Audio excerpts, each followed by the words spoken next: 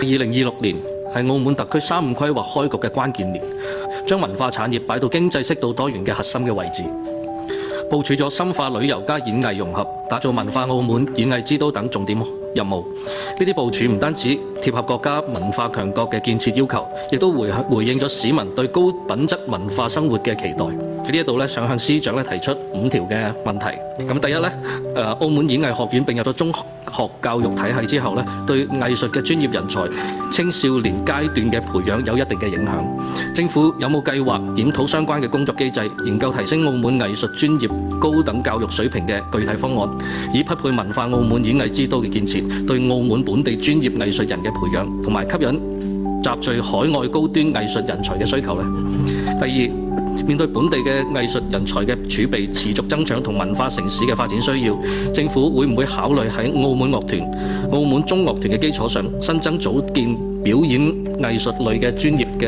嘅團體，並且加大對專業文化團體嘅持續性投入同埋支持，助力旅遊加演藝嘅產業融合升級。第三，為咗提升本地文化原創嘅能力，政府有冇計劃進一步區分文化藝術專業嘅社團同文化聯誼性嘅社團嘅資助嘅標準，對有創作能力同埋專業水準嘅社團給予重點嘅傾斜，建立科學嘅項目效果評估機制，提供公共資源嘅使用效能。其實喺呢一度咧延伸落去咧有一個資助性嘅問題，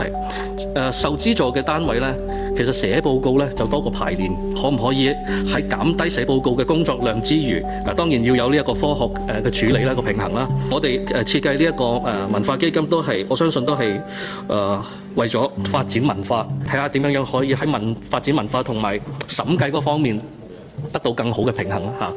咁呢個係一個點。第四咧，政府會唔會加強同學界、業界嘅合作，加大對澳門中西文明交流互鑑獨特優勢同發展路徑嘅研究投入，同時優化現有嘅國際人文交流嘅項目評估機制，集中力量提升重點項目嘅國際影響力。第五，社文範疇會點樣支持青年人嘅成長，尤其係拓展文化領域嘅就業崗位，強化技能嘅培訓方面有啲咩具體嘅措施，助力青年更好嘅就業，並且深度融入粵港澳大灣區嘅建設同國家發展嘅大局。以上問題事關施政報告嘅目標落地、文化產業高質量發展同埋青年嘅福祉，期望司長推動相關工作嘅精準措施可以落地見效。黃家麟議員提到一系列我哋文化範疇嘅工作嘅你啱啱提到會唔會區分專業團體同埋聯誼團體？我相信呢，其實我哋係就住項目嘅資助會有唔同嚇，專業嘅項目同埋聯誼嘅項目，我哋喺呢度我哋做一個區分嘅。你亦都提到咧做嗰個報告嘅問題，咁其實教育同體育都有呢個問題嘅，我哋一路解決緊，我哋希望接落嚟亦都解決文化方面，我哋喺做報告個詳細大家覺得浪費時間嚇，而喺我哋審計要求嘅呢一個平衡點上，我哋進一步同審計部門進行協調嘅。咁你啱啱提到嘅幾個評估機制，我都覺得非常之提得好嘅。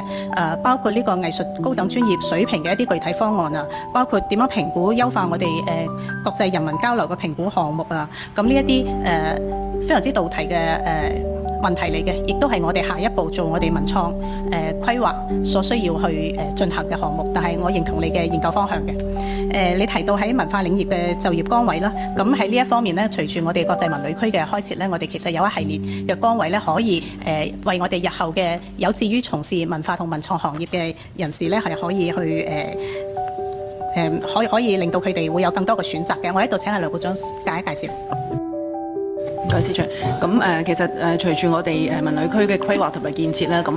我哋都講咗，其實佢呢3個建築物佢有一啲核心嘅功能，包括可能係一啲文博類啦、視覺藝術類啦，同埋一個表演藝術類呢啲核心功能之外咧，咁其實佢裏邊咧亦都係有好多俾我哋去做交流啦、做孵化啦，無論係大眾嘅培訓啦，或者專業嘅培訓等等。咁所以咧未來嘅人才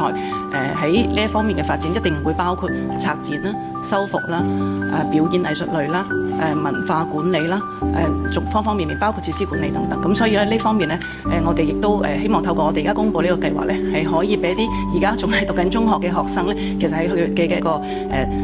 生涯規劃裏邊咧，可以盡早去做佢哋嘅決定啦。咁另外我哋短期咧就正如剛剛講啦，我哋都會透過更加多嘅一啲實習計劃咧，令到我哋而家已經喺呢個界別裏邊嘅一啲人才咧，更好咧可以投入一個專業界別裏邊去服務嘅。唔該。黃家麟議員提到啦，我哋新建嘅表演藝術團體咧，會唔會加大對專業文化團體嘅投入同埋支持啦？咁我哋大個方向當然會啦，我哋都視乎項目嘅。